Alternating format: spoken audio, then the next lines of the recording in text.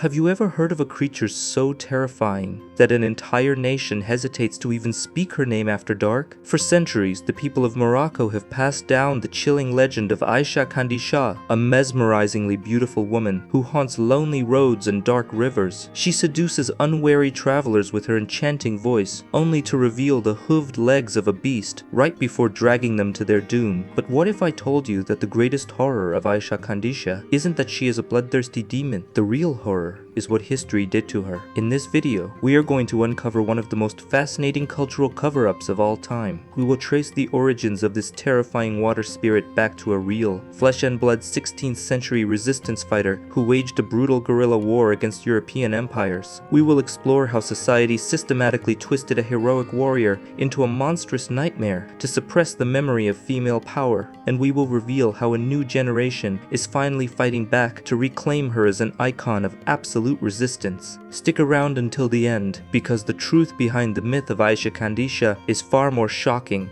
tragic, and empowering than any ghost story you've ever been told.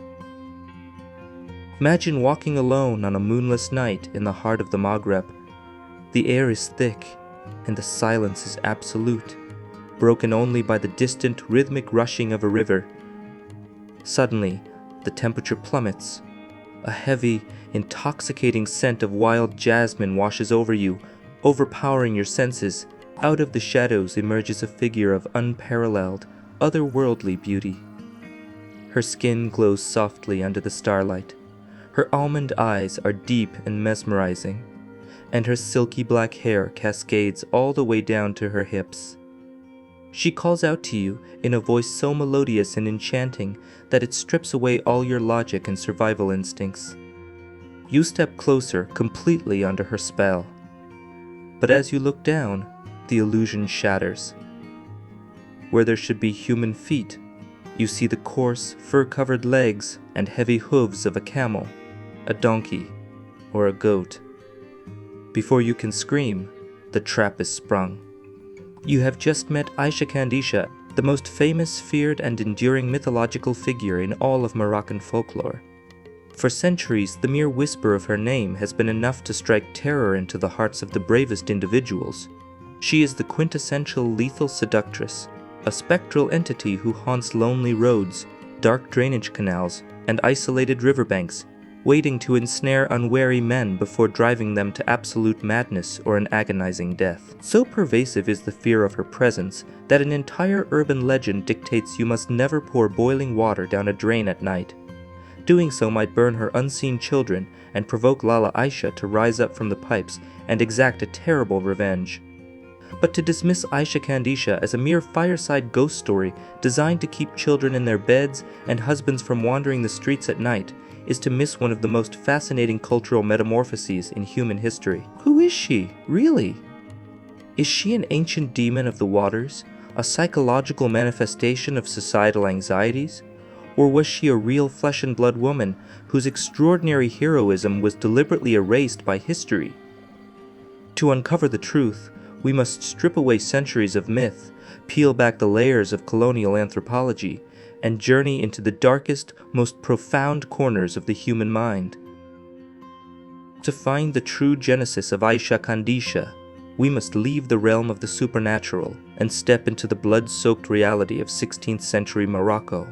During the era of the Ouattassid dynasty, the Moroccan nation was politically weakened, deeply fractured, and highly vulnerable to the expanding imperial ambitions of Europe. This vulnerability culminated in the devastating Portuguese incursions and the violent occupation of strategic coastal territories, most notably Agadir and the vital port city of Mazagan, which is known today as El Jadida. It is within this crucible of colonial violence that the historical Aicha emerges. According to robust historical traditions, Aicha was the daughter of a prominent notable from a Sus tribe, renowned throughout the region for her breathtaking physical beauty. She possessed pure fair skin, a blood-colored mouth, and eyes as dark as midnight. She was engaged, or perhaps already married, to a brave, long-bearded Moroccan captain who fought valiantly against the invaders. Tragically, the man she loved was slaughtered by the occupying Portuguese forces. The grief that consumed Aicha did not break her. it forged her into a weapon. Driven by an insatiable thirst for vengeance, Aicha retreated into the rugged mountains and became one of the first female resistance fighters in documented history. She initiated a fierce, highly organized guerrilla war against the European occupiers. Recognizing the power of her own physical allure, she utilized seduction as a deadly instrument of asymmetrical warfare. Operating under the cover of darkness, she would present herself as a vulnerable, beautiful woman, luring Portuguese soldiers away from their camps and into isolated ravines. Once the soldiers were thoroughly enchanted and isolated, Aicha's hidden accomplices would spring from the shadows and execute them. Her lethality, strategic brilliance, and sheer elusiveness generated immense psychological terror among the occupying forces. The Portuguese soldiers grew so terrified of her that they bestowed upon her the fearful, respectful title of La Condessa, or the Countess.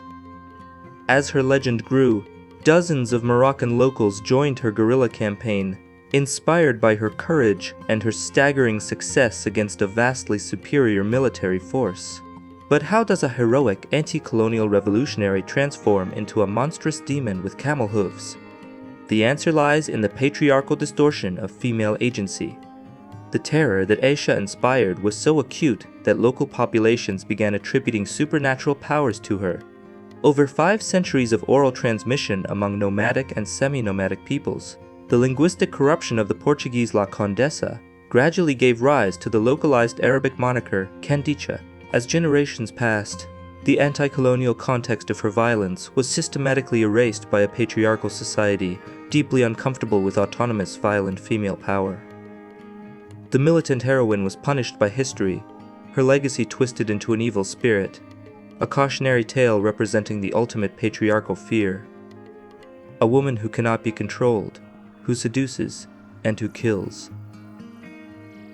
While the 16th century resistance fighter theory provides a powerful historical anchor, the mythos of Aicha Kandicha did not evolve in a cultural vacuum.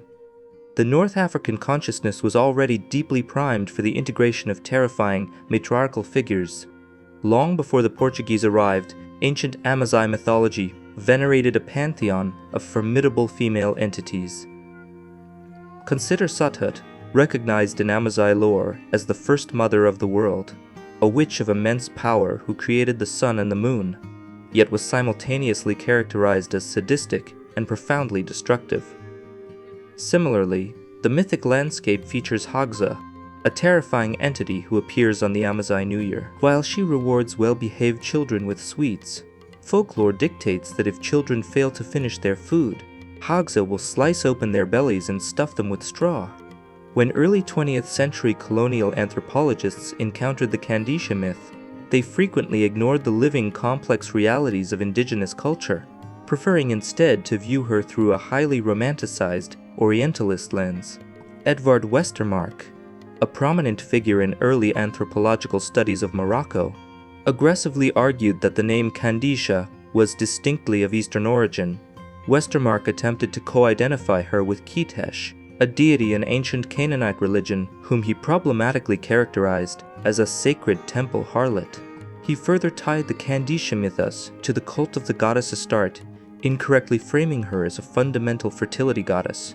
Westermarck hypothesized that ancient Phoenician colonizers introduced this deity to North Africa, where she was eventually folded into local Islamic traditions while maintaining her licentious nature and deep association with aquatic environments. He even proposed that her folkloric male associate, Hamukayu, was a direct conceptual descendant of the Carthaginian god Hammon. However, modern scholarship has thoroughly dismantled Westermarck's theories, regarding them as obsolete and methodologically flawed. His conceptualization of Quedesh as a sacred harlot lacks any empirical evidence, and contemporary historians recognize Quedesh primarily as a goddess developed in Egypt, completely unrelated to institutionalized temple prostitution. Furthermore, a direct evolutionary link between ancient Canaanite deities and Astarte, who was actually associated with war, hunting, and royal power rather than fertility, cannot be established. Alternative linguistic theories have been proposed, such as the Encyclopedia of Islam, tracing the term to the Hebrew word Kidesha, meaning sacred prostitute, or a derivation of the Arabic Qurtajia, meaning Carthaginian. Yet, none of these speculative leaps are as sociologically sound as the transformation of La Condessa into Kandicha. Across the vast geographic expanse of Morocco, the physical descriptions and spatial associations of Aicha Kandicha operate as a highly sophisticated semiotic system. She encodes deep-seated cultural anxieties regarding untamed nature, transgressive sexuality, and the deceptive nature of surface appearances. Universally, she is inextricably linked to aquatic environments, functioning as a lethal water nymph or genia. The specific bodies of water vary by region, adapting the myth to local topographies. In Tangier, she is associated with the vast, unpredictable sea. In Tetuan, she haunts the Martel River. In Fez, she lurks within the dark, labyrinthine drainage canals, and among the Beni Asin tribe, she is the terror of the Sibo River. Water serves a dual symbolic function here. It is the absolute source of life in an arid landscape, yet it is simultaneously a chaotic, suffocating force that claims the unwary.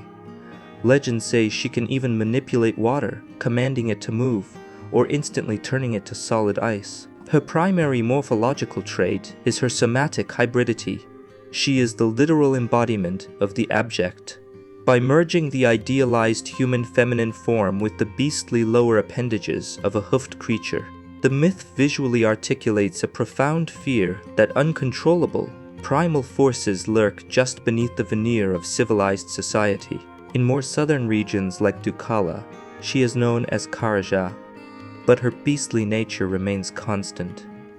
The Buffy Sufi order visualizes her wearing stark black garments, possessing heavy camel-like feet, and holding the horrific power to cause pregnant women to miscarry upon mere sight. Furthermore, the Buffis believe that individuals possessed by her are stripped of their human dignity, compelled to bray or bark like wild animals.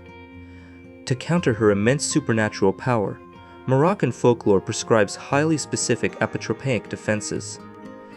It is widely believed, particularly among the Beni Asin, that Aicha Kandicha is inherently terrified of steel knives and iron needles. The deployment of cold iron as a warding agent is a universal folklore motif. Against Kandicha, iron represents the triumph of human industry, metallurgy, and civilized order over the primordial chaos she embodies. The recitation of Quranic verses, maintaining spiritual purity, and burning specific salts and incenses are heavily relied upon to repel her fatal embrace.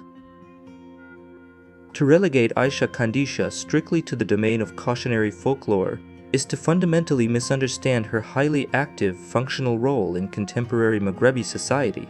She is a deeply venerated entity within the complex matrix of Moroccan spirit possession, extensively propitiated by Sufi-inspired spiritual confraternities such as the Gnawa, the Hamadsha, and the Aisawa. In these structured ritual environments, she is respectfully addressed as Lala Aicha, or Lady Aicha. She is treated not merely as a demon, but as a formidable possessing spirit, a milk capable of inflicting profound physical and psychological illness, but also of granting immense divine blessings, or baraka, when properly hosted. Within the Gnawa tradition, which is deeply rooted in sub-Saharan African retentions, spirits cannot be permanently exorcised. Instead, they must be accommodated and integrated into the life of the possessed individual. This accommodation occurs during elaborate, all-night therapeutic ceremonies known as the Laila or Derdiba. These complex rituals utilize ecstatic music to induce an altered state of consciousness, allowing the spirit to physically manifest. The acoustic environment is heavily engineered. The master musician utilizes the hajuj, a three-stringed bass lute, to actively call down the spirits. The deep, resounding low frequencies are accompanied by the relentless clatter of heavy iron castanets known as krakab, and the thunderous beating of large debal drums. This overwhelming sensory environment effectively dismantles the conscious ego, precipitating the trance state. Aicha Kandicha occupies a fragmented, multifaceted position within this spiritual cosmology. She is divided into various paths or manifestations, each with unique temperamental traits and ritual demands. Lala Aicha Nawiya favors the colors black and yellow, and is known to stroll only during the deepest hours of the night. Lala Aicha Hasnawiya, associated with the region near Rabat, favors black and red, manifests exclusively in the early evening, and uniquely demands the burning of tar, or quatran, as her incense, a substance typically used to violently banish lesser jinn, proving her supreme hierarchical immunity. There is also Lala Aicha Sudania, explicitly highlighting her sub-Saharan African lineage, and Lala Aicha Duga, who is associated with the sacrifice of black hens. The epicenter of her veneration is the annual pilgrimage to the sanctuary of Sidi Ali ben Hamdoush, a 17th century Muslim saint. Here, worshippers and those seeking relief from psychological distress gather in the thousands. In the town's main square, amidst the hypnotic rhythms of trilling pipes and banging drums, devotees enter deep trances, sometimes leaping in ecstasy or engaging in self-mutilation and plate smashing. Many make this pilgrimage to a specific grotto to bathe in the natural spring waters, seeking purification from evil spirits, or to sleep in the caves after lighting candles, hoping for a healing dream from Lala Aicha herself. The intersection of the Aicha Kandicha mythology and modern mental health provides a critical lens into the human psyche. The sociological and psychiatric implications of her mythos were famously documented by the American anthropologist Vincent Crapanzano in his seminal 1980 work, Tuhami Portrait of a Moroccan. Crapanzano's book presents a detailed interpretive ethnography of Tuhami, an illiterate Moroccan tilemaker who lived in a dank, windowless hovel. Tuhami genuinely believed he was possessed by and married to the camel-footed she-demon Aicha Kandicha. According to Tuhami, lived reality, Kandicha demanded absolute, total submission to her will. She dictated his daily behavior, isolated him socially, and enforced strict sexual fidelity to her astral form. She appeared to him sometimes as a beautiful woman in a white dress, and other times as a toothless, terrifying hag. Crapanzano utilized phenomenology and psychoanalysis to argue that Tuhami's possession was not a random delusion, but a culturally mediated mechanism for expressing profound psychosexual and social crises.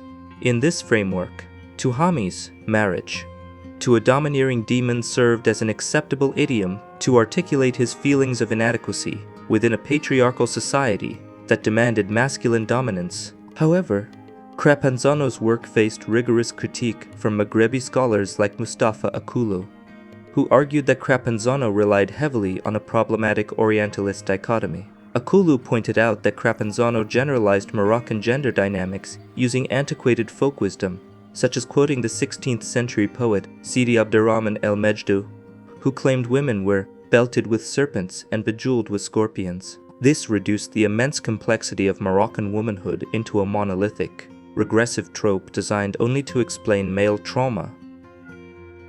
In the contemporary clinical landscape, ethnopsychiatry recognizes that symptoms of severe mental disorders, such as panic attacks, schizophrenia, and dissociation, frequently overlap with cultural diagnostic criteria for jinn possession. The World Health Organization even includes a diagnostic description for trance and possession disorder. Clinical case studies, such as the treatment of a 19-year-old Italo Tunisian girl suffering from severe panic attacks attributed to jinns, demonstrate that effective treatment often requires a culturally informed approach, combining transcultural psychotherapy and modern psychopharmacology with traditional healing frameworks. In these contexts, Aicha Kandicha is not a myth. She is a deeply embedded cognitive architecture through which acute distress is formulated and resolved. As Morocco moved into a post-independence era, Francophone and Anglophone literature began to adopt Aicha Kandicha not merely as a folkloric curiosity, but as a potent metaphor for negotiating the traumas of colonialism, transgressive migration, and national identity. The most profound exploration of this occurs in the works of Tahar Ben Jaloun, a Moroccan novelist who frequently integrates Arab-Berber popular imagery into his texts. In Ben Jaloun's seminal novel, Haroda, the figure of Kandicha is structurally intertwined with the trauma of migration.